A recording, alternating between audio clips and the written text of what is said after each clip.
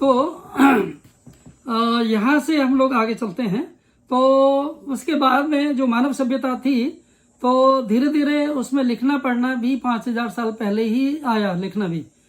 तो तब तक जैसे कृष्ण का भी जो वर्णन है या जो भी वो है, तो बाद में व्यास जी लिखे हैं, पर उस समय पढ़ाई लिखाई भी उतनी नहीं थी, तो सब लोग कान में बोलते थे श्रुति, और उसके बाद में सब कंठस्थ कर लेते थे। उसके बाद में मनन करते थे, साधना करते थे, और उसी से सारा काम चलता था। एक तरह से उसमें काफ़ी शक्ति भी थी। और अब हम लोग कई बार पढ़ लिख के कई बार और कमज़ोर हो जाते हैं, उतनी अच्छी तरह से आध्यात्मिक जगत में नहीं बढ़ पाते। कई बार हमारा जो मन है वो व्यथित हो जाता है, या अवरुद्ध हो जाता है, या और कई तरीकों में उलझ जाता है।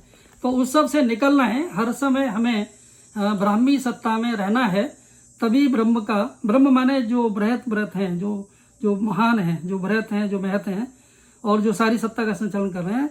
तो हमें वो अवस्था को में अवतरित होना है हर व्यक्ति को।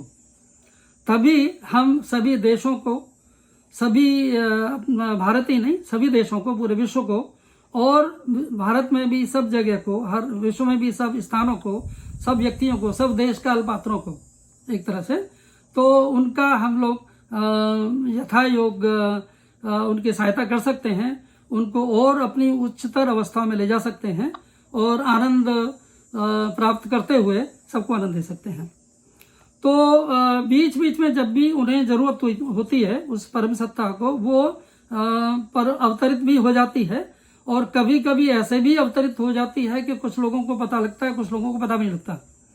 तो वो अनेक रूपों में अलग अलग रूप धार के आते हैं, वो चाहे शिव हो, कृष्ण हो, बुद्ध हो, और भी अनेक सत्ताओं में। और जब वो कम रूप में आते हैं तो भी कई बार इतना ज़्यादा काम करते हैं, क्योंकि जरूरी नहीं कि उन्हें प्रकट होना है, सबको बताना है, क्योंकि कई बार चुपके चुपके भी बहुत सारे काम करने होते हैं, और करके वो चले जाते हैं। या कुछ विशेष लोगों को ही उन्हें कुछ विशेष योग और साधना देनी होती है, तो वो दे के भी कई बार चले जाते हैं, जैसी आवश्यकता होती है। क्योंकि उनके वो हर अणु में भी हैं, हर जीव में भी हैं, तो वो भी बहुत व्यस्त हैं। तो इसलिए जहाँ जरूरत पड़ती है वहीं अपना रूप दिखाते हैं, और नहीं तो वो जिसको हम बोलते हैं निर्गुण स्वरूप में रह के भी बहुत सारे सगुणों से अपना काम लेते हैं। तो अब हम लोग थोड़ा आगे बढ़ेंगे। बीच में एक मेरा सुयोग रहा 1968 में, जब मुझे साधना मिली, तो उसके बाद में 1984 तक मैं फिर इंजीनियरिंग करने के बाद में कुछ काम करने लगा बहुत सारी जगह भारत में। तो करते करते बाद में मैं दोबारा संपर्क में आया, तो और साधना में गहरा गया।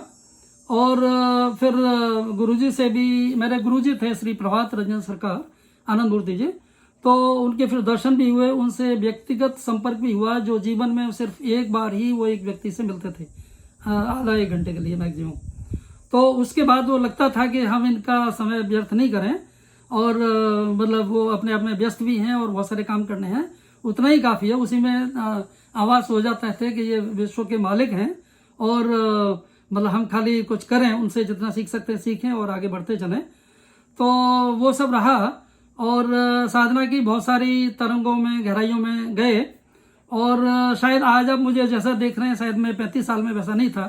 मैं अस्थमा का मरीज था, और बहुत सारी मेरे में कमियां थी, बहुत सारा वो था। तो धीरे धीरे साधना किया, और योग की धाराओं में बहे, और बाद में आयुर्वेद का इलाज किया, प्लस प्राणायाम और ये सब चीज़ें हुई। तो उसके बाद में वो सब कुछ खत्म हो गया, और शायद आज मैं 73 साल में ज़्यादा ऊर्जावान अपने को समझता हूँ जितना मैं 35 साल में समझता था। तो ये परमात्मा की कृपा है, और ये सबको ही कर सकते हैं, इसमें कोई बहादुरी की बात नहीं है। ये अगर हम उस पद्धति से चलेंगे तो हर कोई इस अवस्था को प्राप्त कर सकते हैं। तो आप आराम से 100 साल, 120 साल भी, जब तक आपको काम करना है, रह सकते हैं, आपकी मर्जी है। आप मन को अपने को अगर आप कंट्रोल कर लेते हैं, ठीक तरह से चलते हैं, तो जगत में आपको बहुत कुछ करना है, और करने का कोई अंत नहीं है।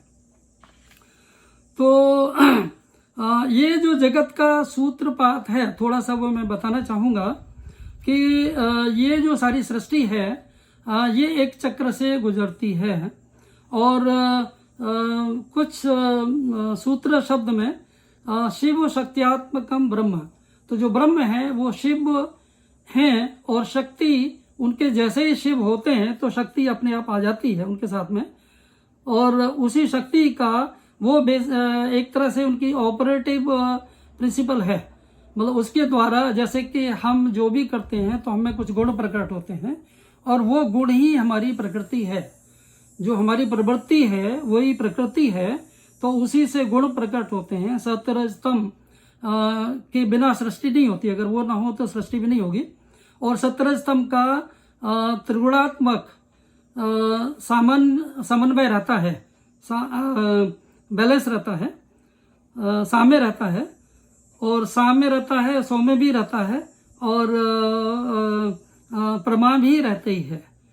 तो वो सब से, और जैसे ही वो थोड़ा सा डिस्टर्ब होती है तो जो संचर क्रिया है विश्व की, सृष्टि चक्र की, वो प्रारंभ हो जाती है।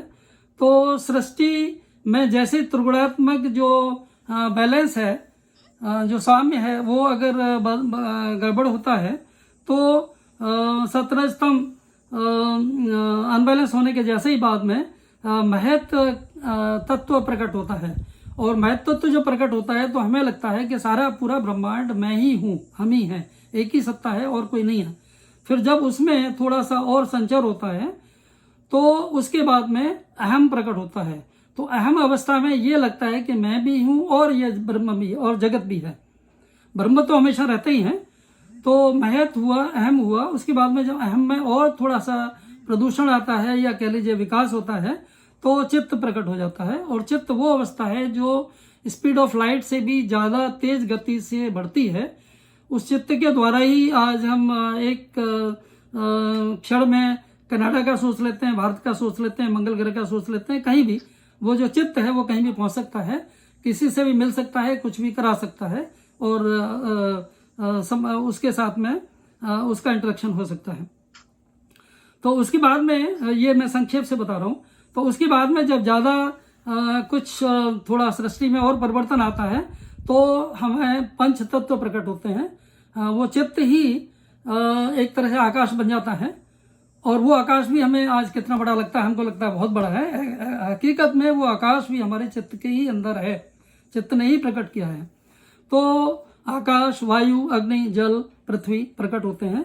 और ऊपर की सारी अवस्थाएं भी उनमें रहती हैं। जैसे पृथ्वी है तो उसमें 20% जल भी है, अग्नि भी है, वायु भी है, आकाश भी है, और चित्त, महत, चित्त, अहम, महत भी हैं, ब्रह्म भी हैं, सभी कुछ रहता है।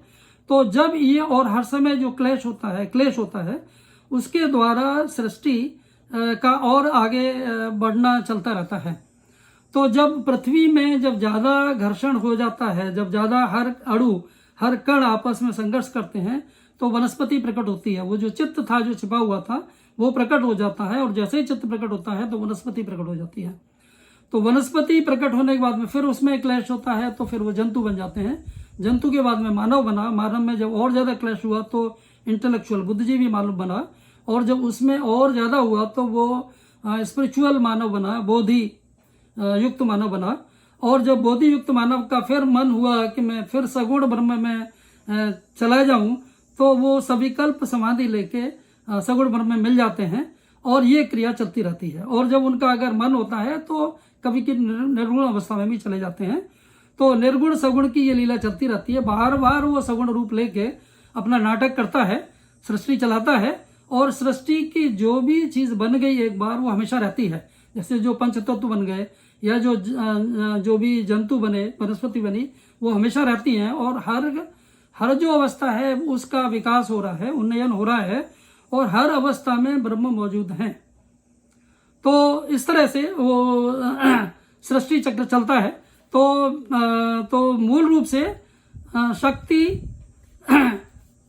जो है वो भी शिव की शक्ति है। शक्ति सा शिवस्य शक्ति। तो जो भी हम लोगों में या किसी भी हमारी सत्ता में जो शक्ति है वो परम पुरुष की है और वो अनंत शक्ति है। हम उसका कई बार आभास नहीं कर पाते हैं, तो इसी की वजह से हम लोग उतना काम नहीं कर पाते हैं। तो साधना के द्वारा साधना में साधना का सार इतना ही है कि हम लोग अपना जो आत्म है उस आत्म को इंटीग्रेट करके, कैलकुलस का जो इंटीग्रेशन है या उसको विकसित करते करते हम परम पुरुष जो परमात्मा हैं उनके स्वरूप में विकसित हो जाते हैं। तो यही साधना है और यही हमारा काम है साधना में। छोटा सा काम है और यही दुनिया के हिसाब से बहुत बड़ा काम भी है। और कई बार ये इतनी आसान अवस्था है कि अगर गुरु का मन चाहे तो आपको वो पलों में भी वो सिद्धि दे सकते हैं, वो आनंद दे सकते हैं कि आपको ये लगेगा कि आप में और गुरु में और या परम पुरुष में या सगुण ब्रह्म में कोई अंतर नहीं है। लेकिन वो इतना ज़्यादा एक साथ में नहीं कर सकते, करेंगे भी तो हम लोगों का जो बैलेंस है वो गड़बड़ हो जाएगा, इसलिए वो धीरे धीरे होता है। और उसकी जो पद्धति है वो है कि हम लोग अष्टांग योग से गुजरते हैं, यम नियम, योगासन, प्राणायाम, प्रत्याहार, धारणा, ध्यान, समाधि और इन सब अवस्थाओं से गुजरते हैं। और बाद में समाधि भी एक बार लगती है तो वो बार बार लग सकती है और बार बार लगने की बाद में आवश्यकता भी नहीं है। तो एक तरह से चलते फिरते भी आप समाधि में रह सकते हैं और कर्म में लीन रह सकते हैं, क्योंकि असली बात संसार में आप जो भी सहयोग कर सकते हैं आपके अपने शारीरिक, मानसिक और आध्यात्मिक स्वरूप से वो आपको करना है। तो कर्म ज़्यादा महत्वपूर्ण है, उसी से आपको ज्ञान भी आएगा, अनुभूति भी होंगी और आपकी कलाएं भी विकसित होंगी। आप अनायास आप कभी भी बन सकते हैं। जैसे मैं कभी नहीं सोचा कि मैं इंजीनियर से कभी बनूंगा और 7,000 से ज़्यादा गाने आर्टिकल्स बन गए और विभिन्न भाषाओं में, बंगला, हिंदी, उर्दू, ब्रज, अंग्रेजी, गुजराती, पंजाबी। तो मैं शायद कभी ये सोचा नहीं था।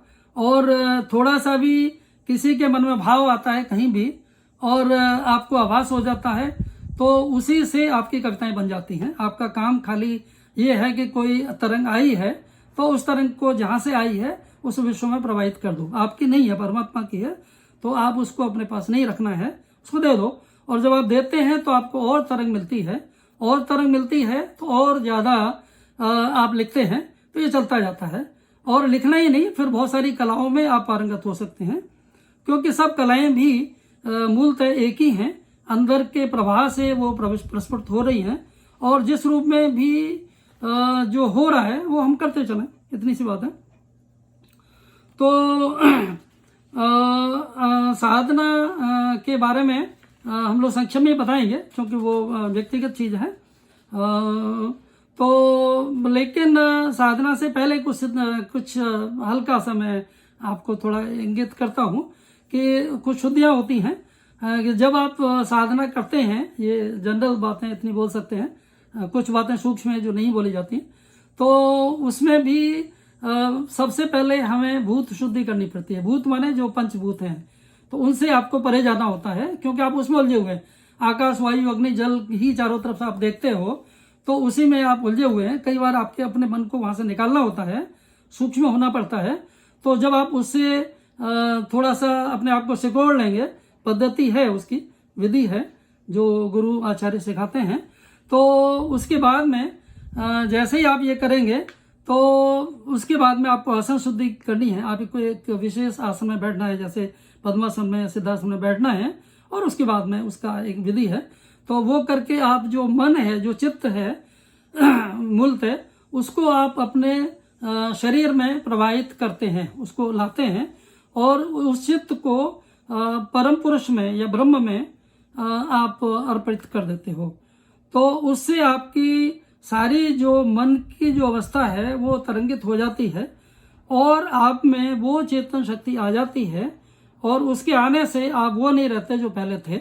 आपका शरीर, सब कुछ बदल जाता है, मन भी बदल जाता है। जो रास्ते की रुकावटें हैं, जो काम नहीं हो रहे हैं, जो कुछ होता है वो भी सब होने लग जाते हैं और आप अपना तो कर ही लेते हो, साथ में जगत का भी आप ज़्यादा काम फिर कर पाते हैं। अगर आप अपने आप में उलझे हैं तो जगत का कुछ ज़्यादा नहीं कर पाते हैं। तो इसलिए आपको अपने आप से उलझने से आगे उठना है और जब आप उलझ जाएंगे, उलझ कर आप सुलझ जाएंगे तो आप संसार की सेवा कर पाएंगे। तो इसके बाद में हम लोग थोड़ा सा आगे बढ़ते हैं। तो यही हमारे जो मूल्य हैं, हमारे जो मन की अवस्थाएं हैं, उनसे हमारा जो मन है और तरंगे हैं वो सब काफ़ी तरंगित हो जाएंगी। तो हम और ज़्यादा हम कुछ वो नहीं रहेंगे जो पहले थे, और बहुत कुछ कर पाएंगे और मानव सभ्यता को भी हम योगदान दे पाएंगे। तो अब हम लोग थोड़ा सा और उसमें आते हैं प्रैक्टिकल चीज़ों में। तो उसके लिए जो आप साधना भी कर रहे हैं कुछ है, तो उसके लिए सबसे पहले ज़रूरी है कि आप सात्विक आहार लें, शाकाहारी हों, क्योंकि जैसा आप लेते हैं यथान्नम तथा मने, तो जो आप खाते हैं, जो आपका इनपुट है, वैसे ही आपका फिनिश प्रोडक्ट बनेगा। इसलिए आपका जो आप ले रहे हैं एक एक चीज़ वो बहुत उसका महत्व है। कई चीज़ें आपको नहीं मालूम, लेकिन जो भी आप चीज़ें ले रहे हैं उसी से आप सुखी होते हैं, उसी से दुखी होते हैं, उसी से आप स्वास्थ्य पाते हैं, उसी से आप बीमार होते हैं। तो अगर आपको ये ज्ञान हो जाए क्या खाना है और क्या सत्संगति करना है, बिकॉज जो मन का जो इनपुट है वो भी इम्पोर्टेंट है, वो आप अच्छे लोगों से मिलेंगे और अच्छे आध्यात्मिक अवस्थाओं में जाएंगे, तो उससे आपका अपने आप में तरंग आएगी और उससे कुछ आप और हो जाएंगे। तो जैसे कि छोटी सी चीज़ है, मतलब हालांकि शुरू की अवस्थाओं में ज़रूरत नहीं है बताने का, लेकिन जैसे आप प्याज, लहसुन, लाल मिर्च फिजिकल रूप में कई बार लगता है वो बड़ी अच्छी चीज़ है और शायद सामान्य व्यक्तियों के लिए कोई बुरी बात भी नहीं है, वो खा सकते हैं। लेकिन जैसे ही आप साधना करते हैं तो उस अवस्था में वो आपके लिए जहर है, क्योंकि वो भी तामसी है अपेक्षाकृत। वो भी एक तरह से मीट वगैरह जैसी ही है, मतलब जो सात्विक आदमी है उसके लिए।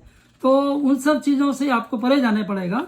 तो फिर जब आप जैसे ही उन अवस्था में जाते हैं तो ये जो आजकल की बीमारियां हैं, कोरोना है या जो भी आने वाली हैं बहुत सारी, उसकी चिंता करने की आपको ज़रूरत नहीं पड़ेगी और कोई बीमारी के पास फुर्सत नहीं होगी कि आपसे वो आपको तंग करे, क्योंकि आपको भी फुर्सत नहीं है, आप इतने सारे चीज़ों में लगे हुए हैं और आपका शरीर उस परम सत्ता से चैतन्य है, तो उसको दूसरी कोई चीज़ उसको प्रभावित भी नहीं कर पाती। तो इस सब के साथ में जो हमारी बहुत सारी फिर जो प्रबंध की जो समाज है, पहले हम अपना प्रबंध कर लिए, अपना मानसिक, आध्यात्मिक और भौतिक, शारीरिक। जब हमने एक तरह से ठीक तरह से हम समझ गए कि कैसे हमें चलाना है, तो उसके बाद में समाज को चलाना आपको पड़ेगा और उसकी भी आपको समझ चाहिए। और